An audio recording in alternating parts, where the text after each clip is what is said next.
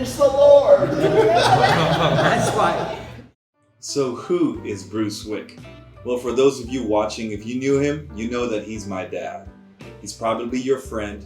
He's a husband, a father, and a grandfather. But most importantly, he was a man that was after God's own heart. But he started off his life in 1936 as a wild coyote. Dad was anything but standard.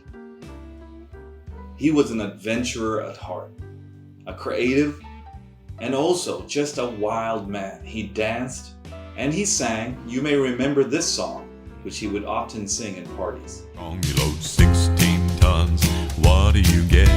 Another day older and deeper in debt. St. Peter, don't you call me, 'cause I can't go. I owe my soul to the company store. But Dad was also a master storyteller, and he was a funny guy at it. He would recall all the tales of his adventures with those willing to listen, and sometimes those that weren't willing to listen. This was Dad. Every log and pray over those logs. And so Caroline and I did. And these Muslims and the Christians and the Catholics, everybody says, crazy, they're out there talking to those logs, you know. Well, what happened, we saw the ship, Henry's ship, just come over the horizon. And as soon as we could see it coming over the horizon, those logs floated up. I've been in 3 airplane crashes. We had, even when we were here, we had 15 airplanes. We used to fly all over. And I've been in 3 airplane crashes, been under fire a number of times, as you can imagine out here. I manufactured sawmills and logging equipment, so we were out in the jungle with, pretty rough areas.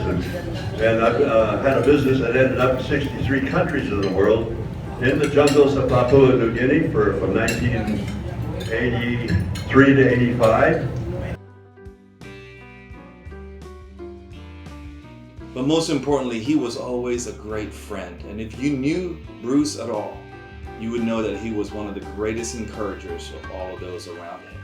He always wanted to lift others up. But his greatest achievement outside of his business was that he found Jesus. As you know, I got saved in the southern Philippines, and I was mentored by the Full Gospel businessmen.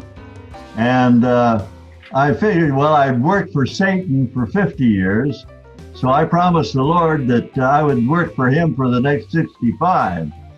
And with that flame in his heart, he decided to dedicate the rest of his days to sharing that goodness and that mercy that he experienced from God himself through his son, Jesus. I love you and you love me. His banner over me is love. All right, so I'm just walking here with my pops It's funny. down sunny Hastings seafront. This is my dad, everybody. Oh, there. You're looking kind of fly in your new glasses. I like this. Oh, yeah, my Clark Funk. Oh, my Clark Kent. there he is. It's good to have you all here. I can keep twisted some of humor in there. the new dance moves I've been doing. Oh my goodness. There's some children here, Dad. We can't do that. I am known, by the way, as Bruce the Younger. Second childhood. oldest teenager on the planet. There we are. He said, my name is Bruce, from out of the bush. I'm the chief of the cannibal choir. He's the originator. He's the original. See, he's still clicking. He's clicking me while I'm filming him right now. Watch the flash. Wait for it. There it is. Say what's up, guys. What's up, guys? And we are, the grandpa doesn't have to do that. And there's Muchas Brucho Oh, from out of the bush. whose group is always for hire. Cannibal choir. If you want entertainment with plenty of meat, just hire the cannibal choir. Told you. Okay. Do you like hot? Do I like hot? Cold. Well, I like hot and I like cold. I like hot and cold as well. Oh, you like it as well? Here's my dad. He's looking cool as always. Oh yeah, I am cool. Yeah, he's cool.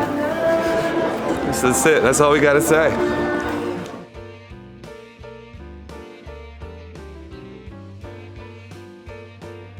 And for that, we are so thankful because that legacy will continue to live on in his children for generations to come. I felt very close to the Lord, very, very close to the Lord. In fact, I wrote a book on my wife and I just celebrated our 35th anniversary. I'm looking forward to a season that God has for me because He's kept me alive, and He is, for a purpose. It's for a purpose. And I figure, we can't, as Christians, we can't go wrong.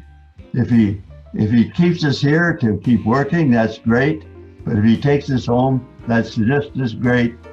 It's a win-win situation.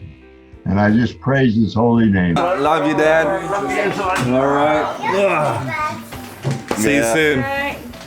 And here, this is Dad reading Psalm 23.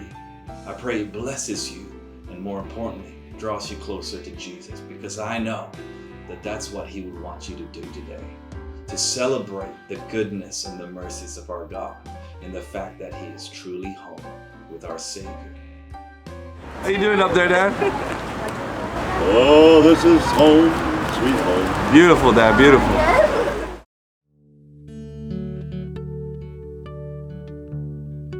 The Lord is my shepherd, I shall not want.